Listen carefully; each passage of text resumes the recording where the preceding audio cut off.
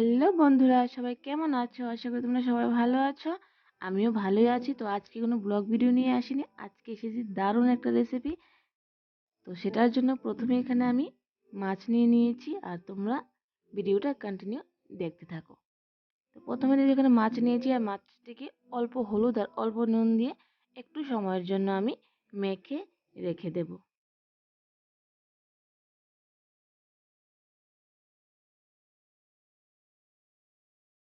এবার দেখো, এখানে আমি নিয়েছি একটি আলু আর একটি আম। তোমরা যদি মনে করো তোমরা আলু দেবে, আলুটা নাও দিতে পারো। আমি এখানে দিয়েছি কারণ আমার ছেলে আর মেয়ে তোমার বেশি টকটা খেতে ভালোবাসে না, তার জন্য আমি একটা আলু নিয়েছি। তো এবার আলুটাকে ছিলে নিচ্ছি, তারপর আমি আমটাকেও কেটে নেব। এবার দেখো, আলুটাকে কেটে নিচ্ছি, আর আলুটাকে কিন্তু এই সাইজ করেই কেটে নেবে, তাহলে কিন্তু দেখতেও ভালো হবে আর রেসিপিটা করতেও কিন্তু খুব সুন্দর হবে। তো আলুগুলিকে সেম ভাবে কেটে নিচ্ছি, আর সেম ভাবে আমি আমটাকেও সেম সাইজ করে কেটে নেব।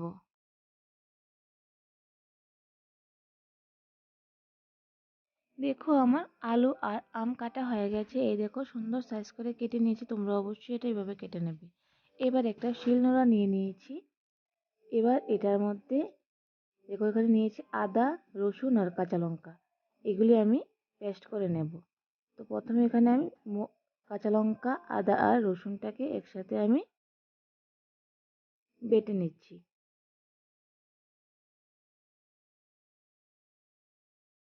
আদা, রসুন আর কাঁচা লঙ্কাটা আমার পেস্ট।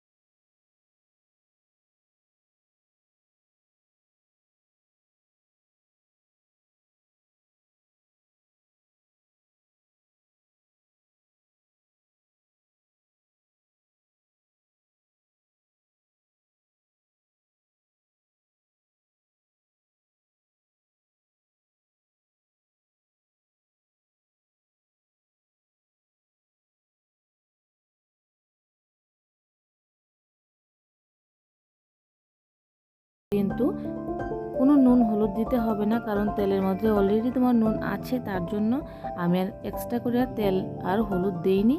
এবার আলুগুলি ভাজা করা হয়ে গেছে। এবার দেখো, আমি আমগুলিকে দিয়ে দিয়েছি। এবার এটাও আমার মোটামুটি হয়ে গেছে। এবার এগুলিকে আমি নামিয়ে নেব। এবার দেখো, কড়াই মধ্যে আগে থেকে তেল ছিল, এটার মধ্যে আমি প্রথমে দিয়ে দিয়েছি গোটা 4-5 এলাচ, তারপর দিয়ে দিয়েছি আস্ত জিরে ফোড়নের জন্য। তো আমার ফোড়নটা আমার ভাজা হয়ে গেছে। এবার এটার মধ্যে দিয়ে দিলাম আদা, রসুন আর কাঁচা লঙ্কা যে বেটে নিয়েছিলাম, তো এটাকে এবার এটার মধ্যে দিয়ে দিয়েছি। তো এটাকে অল্প একটু ভাজা ভাজা করে তারপর এটার মধ্যে আমি এখন দিয়ে দেব যে বেটে রাখা পেঁয়াজটা। তো পেঁয়াজটাকে এবার এটার মধ্যে আমি অ্যাড করে দিচ্ছি, তারপর এটাকে একটু ভালো করে একসাথে কষিয়ে নিতে হবে। তো এবার কষানো মশলাটার মধ্যে আমি দিয়ে দিলাম হলুদ, তারপর দিয়ে দিলাম জিরে গুঁড়ো, তারপর দিয়ে দেব অল্প পরিমাণে ধনে গুঁড়ো। আর নুনটাকে তোমাদের অবশ্যই বুঝে দিতে হবে, কারণ সবাই তো নুন একরকম খায় না, তার জন্য আমি এখানে অল্প নুন দিয়ে দিয়েছি। এবার সবগুলিকে একসাথে ভালো করে কষিয়ে নিতে হবে। আর হ্যাঁ, চুলার আঁচটাকে কিন্তু অবশ্যই মিডিয়ামে রাখবে, বাড়িয়ে দিলে মশলাটা পুড়ে যেতে পারে। কমিয়ে অনেকক্ষণ সময় করে এটাকে কষিয়ে নিতে হবে। মশলাটা কষানো আমার হয়ে গেছে। এবার এটার মধ্যে আমি ভেজে রাখা আলুগুলিকে দিয়ে দিয়েছি। এবার আলুর সাথে মশলাটাকে আরেকটু ভালো করে ভেজে নেব। আলুর সাথে মশলাটা ভালো করে কষানো হয়ে গেছে। এটার মধ্যে আমি অল্প একটু চিনি দিয়ে দিয়েছি। তোমরা যদি মনে করো দেবে, দিতে পারো, না দিলে নাও দিতে পারো, কিন্তু চিনিটা দিলে আছে না, রেসিপির টেস্টটা একটু আলাদা আসে, তার জন্য আমি এখানে চিনি দিয়ে আর একটু নেড়ে নিয়েছি। এবার আমার মশলাটা কষানো হয়ে গেছে। এবার এটার মধ্যে আমি অল্প জল অ্যাড করে দিয়েছি, যেন আলুটা একটু ভালো করে সিদ্ধ হয়ে যায়। ঝোলটা আমার হয়ে গেছে আর আলুটাও তোমার ভালো করে সিদ্ধ হয়ে গেছে। এবার এটার মধ্যে আমি আগে থেকে ভেজে রাখা আমগুলিকে দিয়ে দিয়েছি। তোমরা যদি মনে করো আমটা আগে দিতে পারো, আমি দিইনি, কারণ আগে দিলে এটা শুকনো হয়ে যেতে পারে বেশি। এবার দেখো এটার মধ্যে আমি ভেজে রাখা মাছগুলিকে অ্যাড করে দিচ্ছি। শেষ পর্যন্ত আমার আম কাতলা রেডি হয়ে গেছে। এবার এটাকে আমি নামিয়ে নেব।